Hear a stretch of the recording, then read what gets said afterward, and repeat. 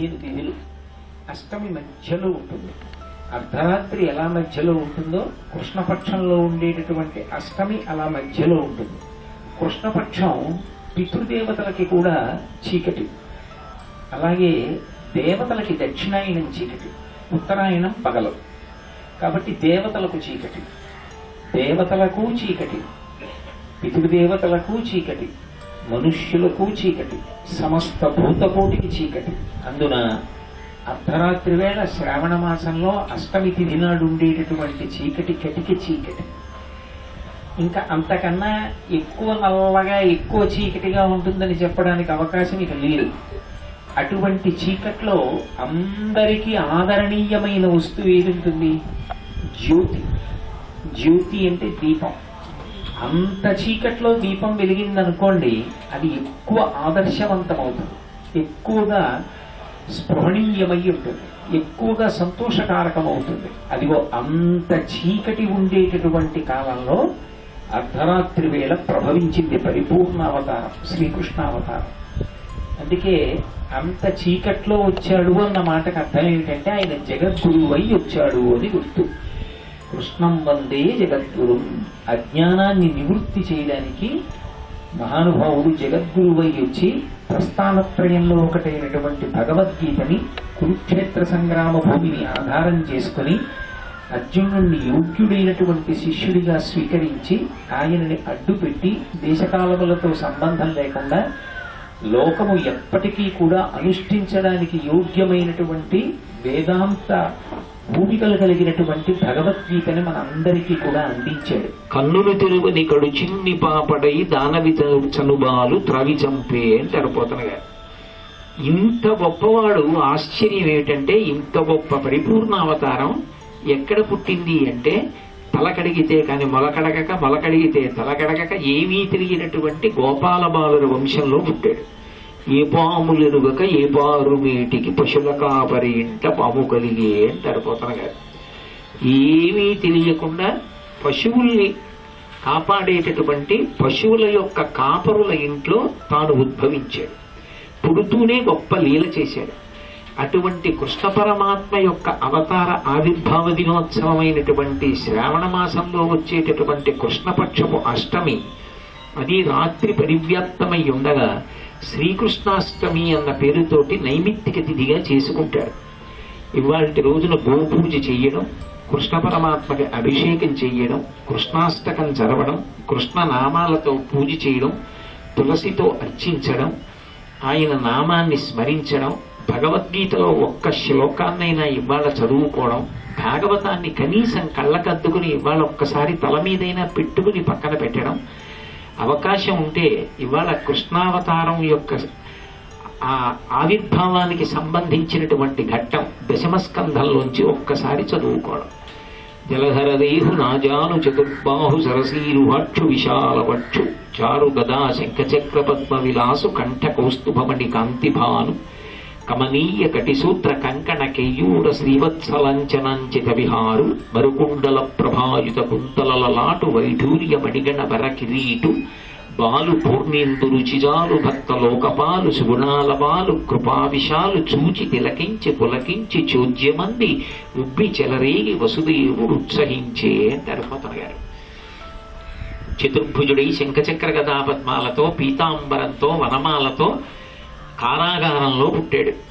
లోకంలో ఎక్కడైనా కొడుకు పుడితే తల్లిదండ్రులు సంతోషిస్తారు. విచిత్రం ఏమిటంటే పుట్టినది పరిపూర్ణావతారం శ్రీమన్నారాయణుడిని దేవకీ వసుదేవులు ఇద్దరూ కూడా స్తోత్రం చేశారు. అంత గొప్ప స్తోత్రం అందుకున్నాడు. యశోద గర్భంలో ఉండగా బ్రహ్మాది దేవతలు యశోద గర్భప్రవేశం చేసి స్తోత్రం చేశారు. అంతటి అపురూపమైనటువంటి పరిపూర్ణ అవతారం. ఆ కృష్ణలీలలు జ్ఞానులకు ఆధ్యాత్మిక సౌరభంతో అర్థమవుతాయి. ఏమీ తెలియని అమాయకుడికి కూడా కృష్ణలీలలు మనసుని స్పృశిస్తాయి. అందుకే వ్యాసుడు అనుభవించారు, పోతనగారు అనుభవించారు, మధుసూదన సరస్వతి అనుభవించారు, కృష్ణకర్ణామృతంలో లీలాశుకుడు అనుభవించాడు. ఇప్పటికీ కృష్ణ భక్తులైన వారికి కృష్ణుడు తన లీలలు చూపిస్తూనే ఉంటాడు. అంత గొప్ప శ్రీకృష్ణావతారం. అటువంటి శ్రీకృష్ణావతారం యొక్క ఆవిర్భావ ఘట్టాన్ని ఇవాళ తలుచుకుని ఒక్కసారి అందరం నమస్కారం చెయ్యాలి.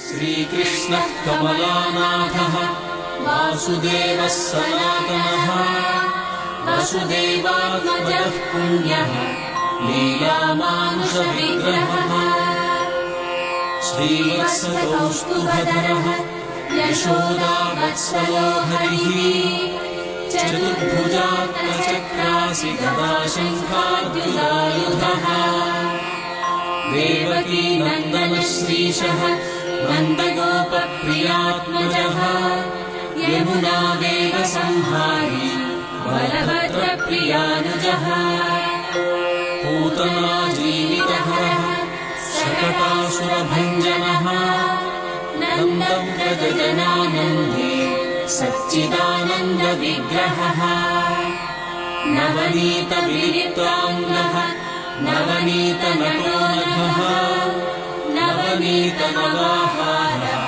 ముచుకుంద ప్రసాదకః షోడశ స్త్రీ సహస్రేషః శ్రీభంగీ మధురాకృతిః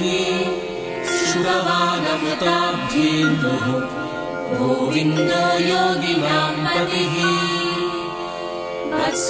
వత్సవాటచరోనంతః ధేనుకాసురభంజనः తృణీకృతతృణావర్తः రమణార్జునభంజనः ఉత్తాలకాయ భేత్తా చ తమాల శ్యామలాకృతిః గోపగోపీశ్వరో యోగి కోటిసూర్యసమప్రభः ఇలాపతిః పరంజ్యోతిః యాదవేంద్రో యదూద్వహः వనమాలీ పీతవాసాः పారిజాతాపహారకः గోవర్ధనాచలోద్ధత్తా గోపాలः సర్వపాలకः అజో నిరంజనः కామజనకः కంచలోచనः మధుహా మధురానాథः ద్వారకానాయకో బలీ బృందావనాంత సంచారీ తులసీనామభూషణः స్యమంతకమణేర్హర్తా నరనారాయణాత్మకः కుబ్జాకృష్టాంబరధరः మాయీ పరమపూరుషः ముష్టికాసురచాణూర మల్లయుద్ధ విశారదः సంసార వైరీ కంసారి మురారిర్నరకాంతకः అనాది బ్రహ్మచారీ చ కృష్ణావ్యసనకర్షకः శిశుపాల శిరచ్ఛేత్తా దుర్యోధన కులాంతకः విదురాక్రూరవరదः విశ్వరూప ప్రదర్శకः సత్యవాక్ సత్యసంకల్పः సత్యభామారతో జయీ సుభద్రా పూర్వజో విష్ణుః భీష్మముక్తిప్రదాయకः జగద్గురుర్జగన్నాథः వేణునాదవిశారదः వృషభాసురవిధ్వంసీ బాణాసురకరాంతకः యుధిష్ఠిరప్రతిష్ఠాతా బర్హిబర్హావతంసకः పార్థసారథిరవ్యక్తः గీతామృతమహోదధిः కాళీయఫణిమాణిక్యరంజితः శ్రీపదాంబుజः దామోదరో యజ్ఞభోక్తా దానవేంద్రవినాశకः నారాయణः పరం బ్రహ్మ వందగాశనవాహనः జలక్రీడా సమాసక్త గోపీ వస్త్రాపహారకः పుణ్యశ్లోకస్తీర్థపాదः వేదవేద్యో దయానిధిः సర్వతీర్థాత్మకः సర్వగ్రహరూపీ పరాత్పరः ఏవం శ్రీకృష్ణదేవస్య నామ్నామష్టోత్తరం శతम् కృష్ణనామామృతం నామ పరమానందదాయకम् सर्वम् परमायुष्यवर्धनम्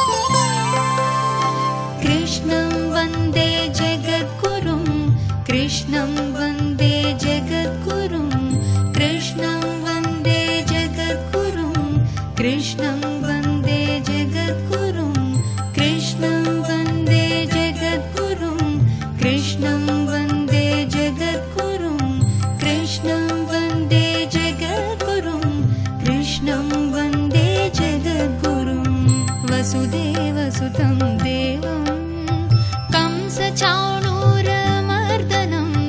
देवकी परमानन्दं कृष्णं वन्दे जगद्गुरुं कृष्णं वन्दे जगद्गुरुं कृष्णं वन्दे जगद्गुरुं कृष्णं वन्दे जगद्गुरुं कृष्णं वन्दे